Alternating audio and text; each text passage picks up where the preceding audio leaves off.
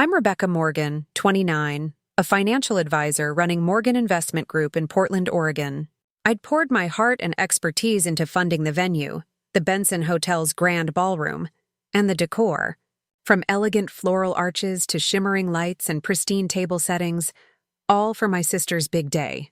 I walked into the reception, my heels clicking on the polished floor, expecting a seat among family. But my seat was left empty. I found nothing. No place card, no chair. My parents exchanged glances, then chuckled. Oops, guess we miscounted. The room erupted in laughter. Guests whispering, their eyes mocking me. My chest tightened, but I forced a smile, scanning the tables one last time. No mistake, I was erased. The sting of their laughter burned deeper than I can describe. I'd paid for every detail of this night, yet here I was, an outsider at my own sister's wedding. My parents' casual dismissal, that smug miscounted, echoed in my head. I clenched my fists, took a breath, and said, "Seems I'm not family." Then I turned and walked out, their chuckles fading behind me. In that moment, I knew I'd do something they'd never forget, something to make their smug faces freeze.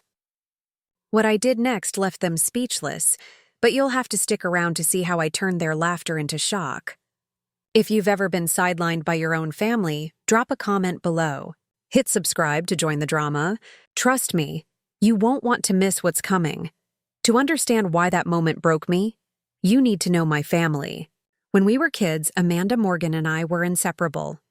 3 years older, my sister was my world. Brilliant, beautiful, always the star. At 7, I'd trail her around our Portland backyard, mimicking her cartwheels, borrowing her glittery hair clips. She'd laugh, braiding my hair, teaching me how to charm teachers with a smile.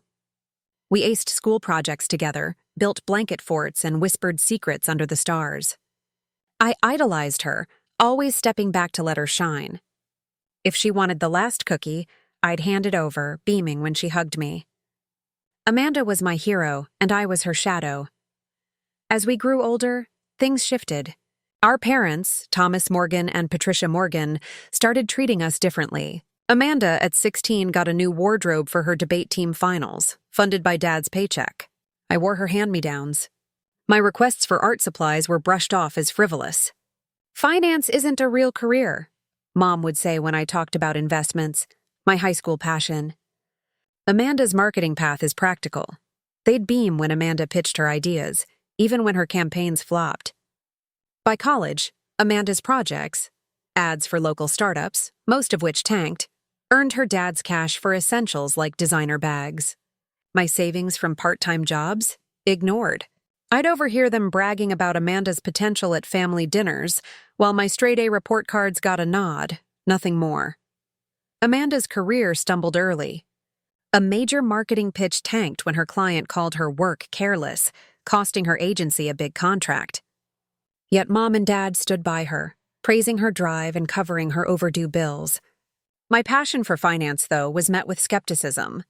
At 19, I showed Dad a plan for a stock portfolio, hoping he'd see my ambition.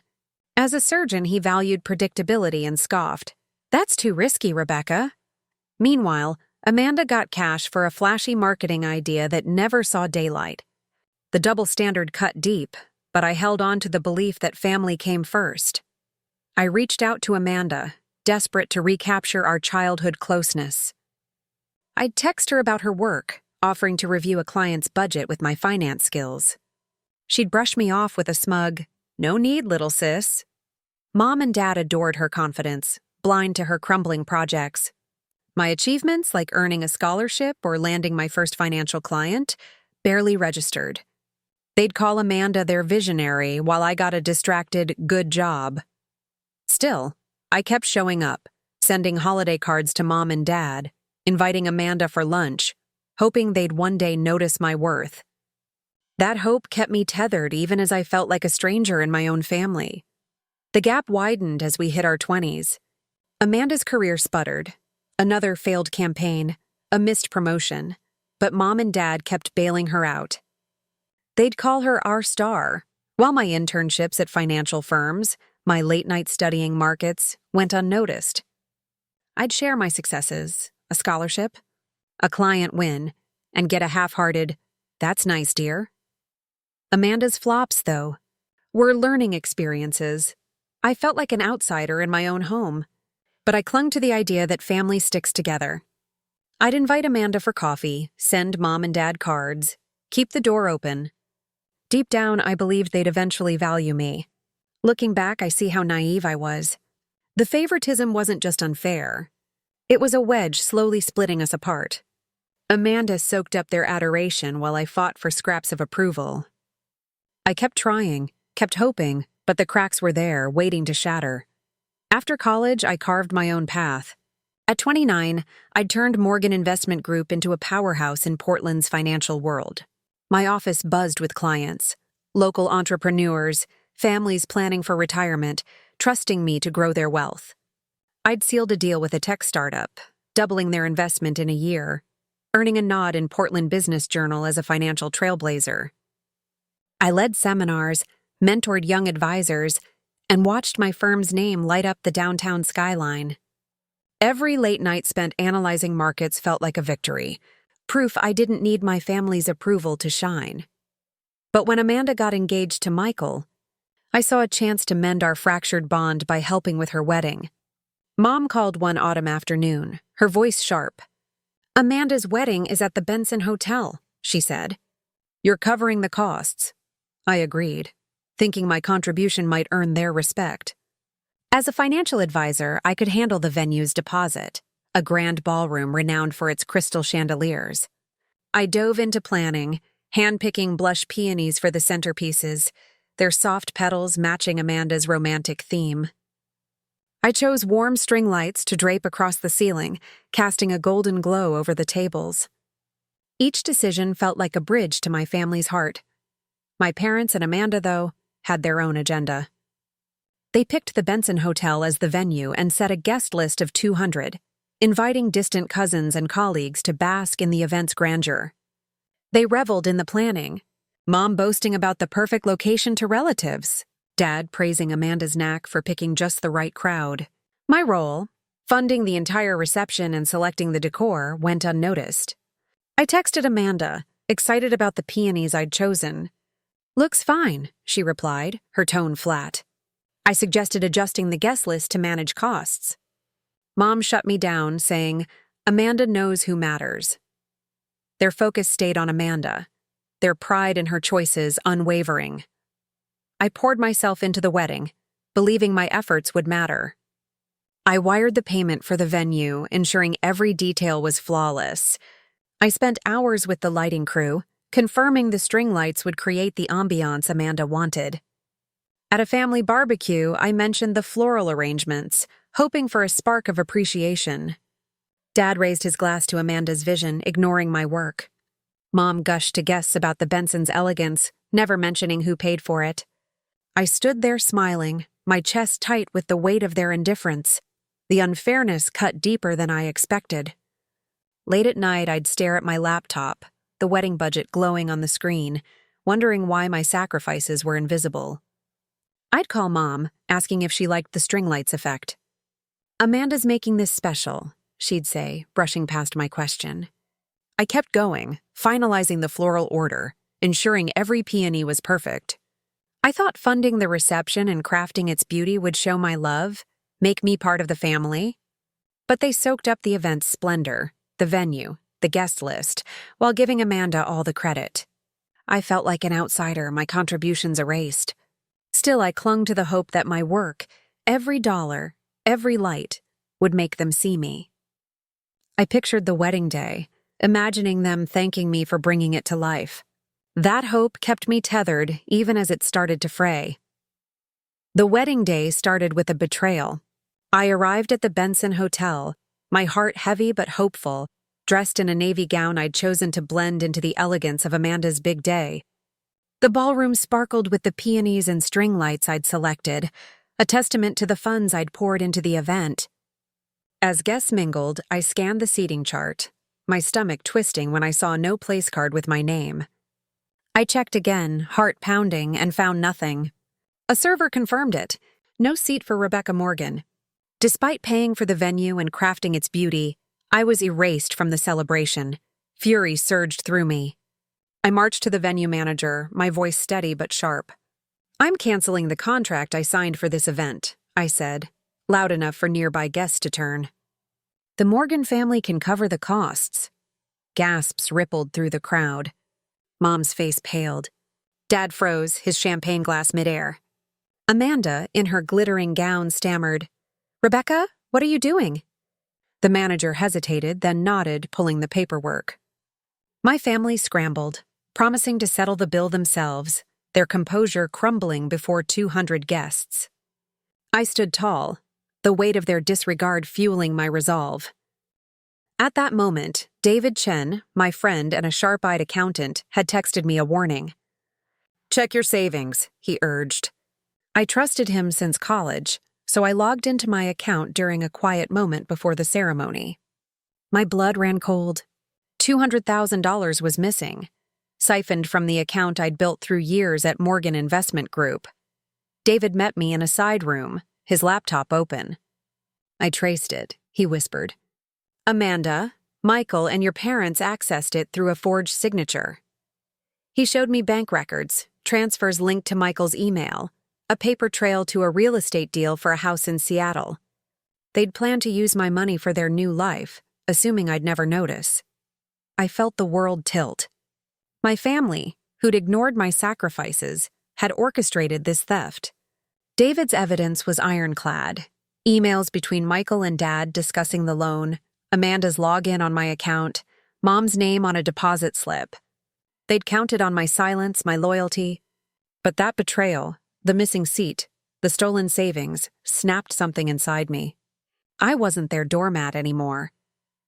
During the reception, as toasts began, I stepped to the microphone, my hands shaking, but my voice clear. "I have something to share," I said, eyes locking on Amanda's. The room fell silent, forks clinking against plates.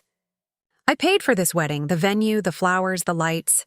But my family left me no seat," murmurs spread. I held up David's printouts, my voice rising. "They also took $200,000 from my savings to buy a house, forging my signature." I pointed to Amanda, Michael, Mom, and Dad.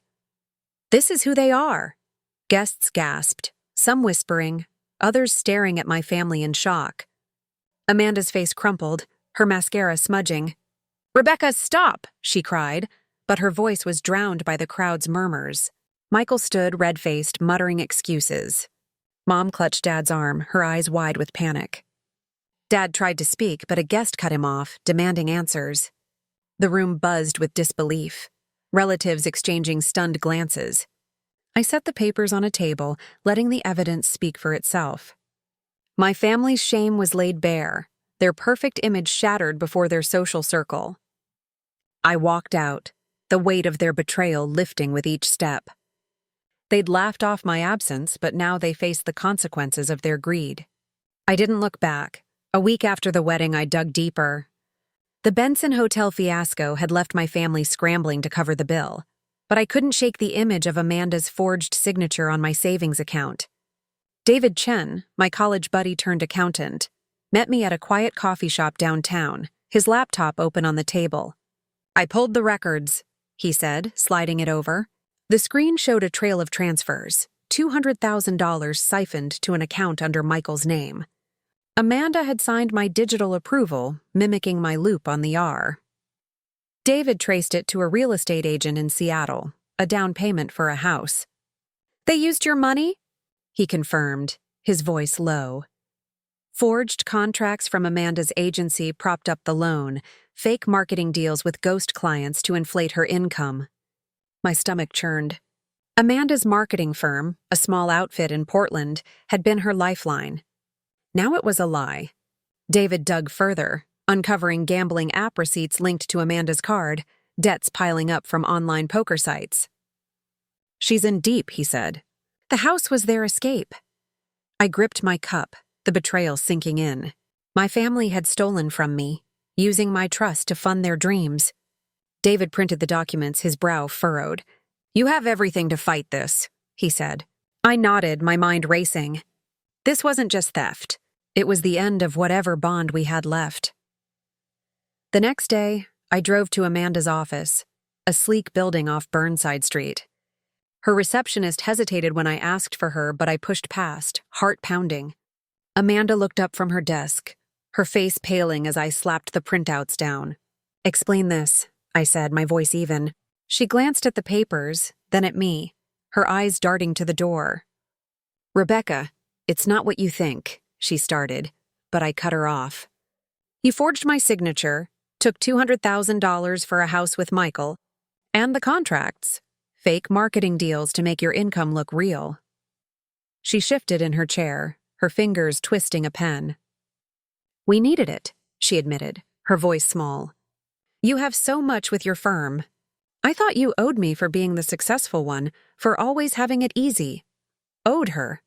The words hit like a slap. I leaned forward, keeping my tone steady. "I paid for your wedding, Amanda. Chose the flowers, the lights, everything, and you left me no seat. Now this." She met my eyes, defiance flickering. "You're always the good one, Rebecca. The perfect sister. We just needed a boost." I shook my head, the hurt turning to steel. "That's not a boost. That's stealing." She opened her mouth to argue, but the door burst open. Mom and Dad stormed in, faces flushed from the drive. "What are you doing here?" Mom demanded, her voice sharp. Dad glared at me, his surgeon's coat rumpled. "You've already ruined the wedding. Now this?" I stood holding the papers. "They stole from me, Mom. Forged my signature for $200,000. Mom's eyes widened, but she turned to Amanda, her voice softening. "Is that true, honey?" Amanda nodded, tears welling. Dad exploded. "You're selfish, Rebecca. Always making everything about you. Amanda's your sister. She needed help." Mom joined in, her finger pointing. "You destroyed her day, canceling the venue in front of everyone. And now you're accusing her? Family supports each other." I stared at them, the words landing like blows. "Support? You left me no seat at her wedding. Ignored my efforts. And now you defend this?" Dad's face reddened. "You're ungrateful. Amanda's struggling, and you're too busy with your money games to care." Mom nodded, her eyes cold. "You broke her heart with that stunt. We raised you better," their words echoed the old pattern. Amanda, the victim. Me, the villain. I felt the anger boil, but I kept my voice calm. "You raised me better than to steal from your own daughter." Dad stepped forward, his voice low. "You'll regret this, Rebecca. We're family." I met his gaze. "Not anymore." I turned to Amanda, who looked away. "Keep the money, but you're on your own." I walked out, the door clicking shut behind me. Their shouts faded as I reached the parking lot, David waiting in his car. "What happened?" he asked. I slid in, the papers clutched in my hand. "They admitted it, defended it." David started the engine. "What now?" I stared at the road, the resolve hardening. "We end this." Their next move was desperate. Days after I confronted Amanda, whispers started circulating in Portland's business circles. A client called, voice tight, saying they'd heard I'd mismanaged funds at Morgan Investment Group, funneling money into risky ventures. Another emailed, citing concerns about my ethics.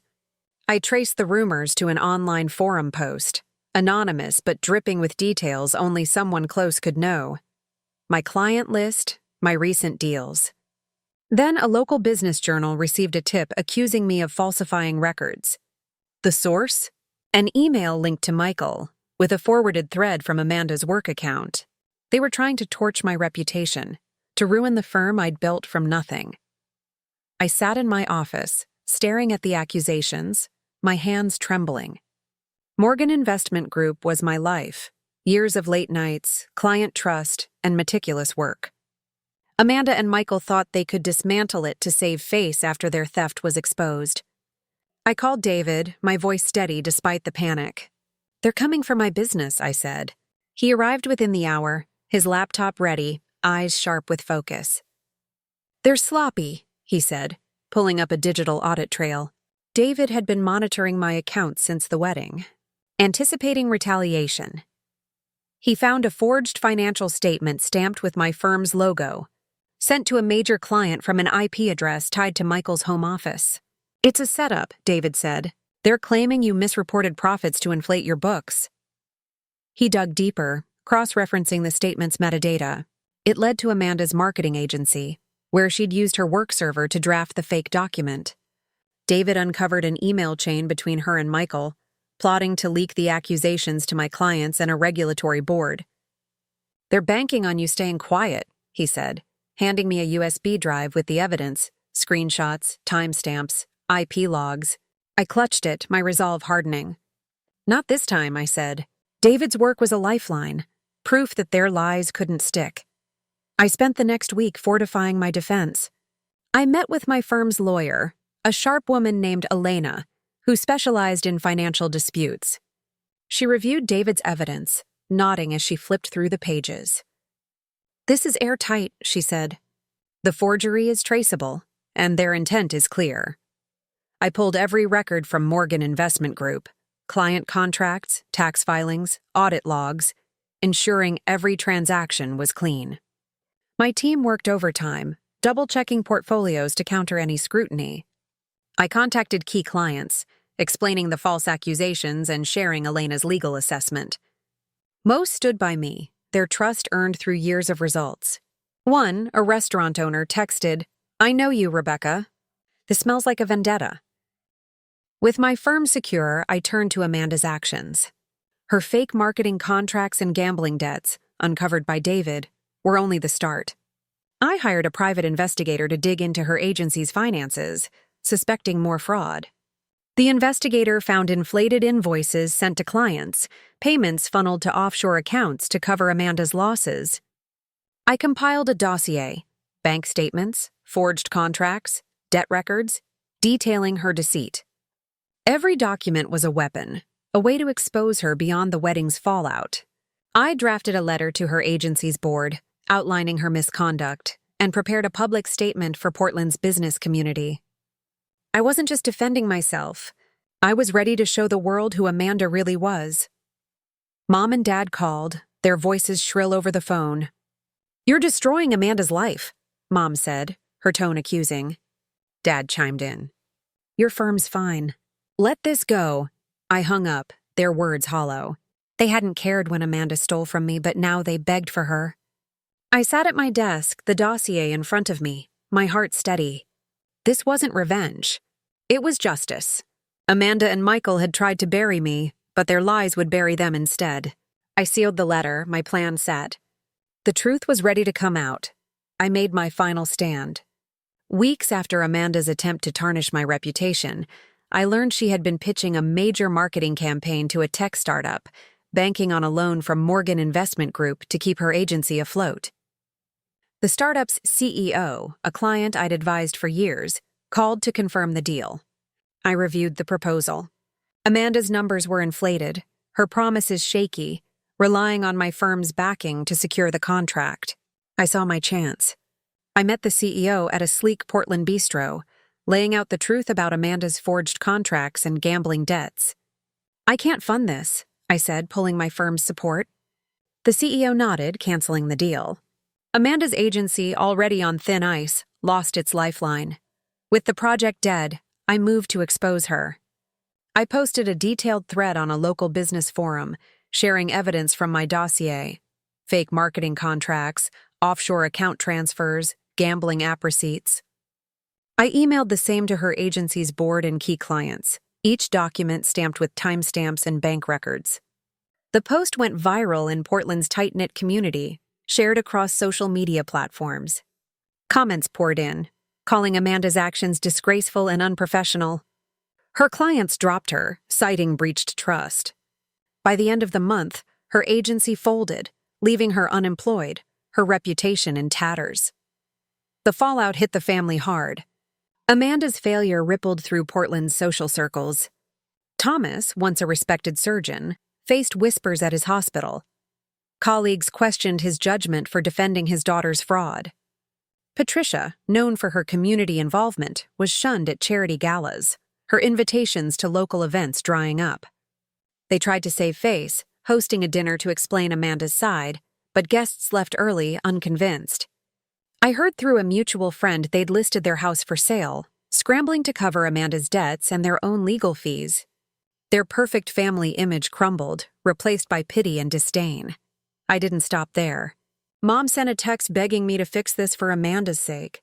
Dad left voicemails, his tone sharp, demanding I retract my statements. I blocked their numbers, their words no longer holding weight. Michael reached out once, offering a half-hearted apology, but I deleted it unread. I was done. I changed my phone number, moved my office to a new building downtown, and cut every tie to them. My family had chosen Amanda's lies over me, and I chose myself. Morgan Investment Group thrived. I landed a major contract with a regional bank, my team expanding to handle new clients. I bought a condo overlooking the Willamette River, its view a daily reminder of the life I'd built.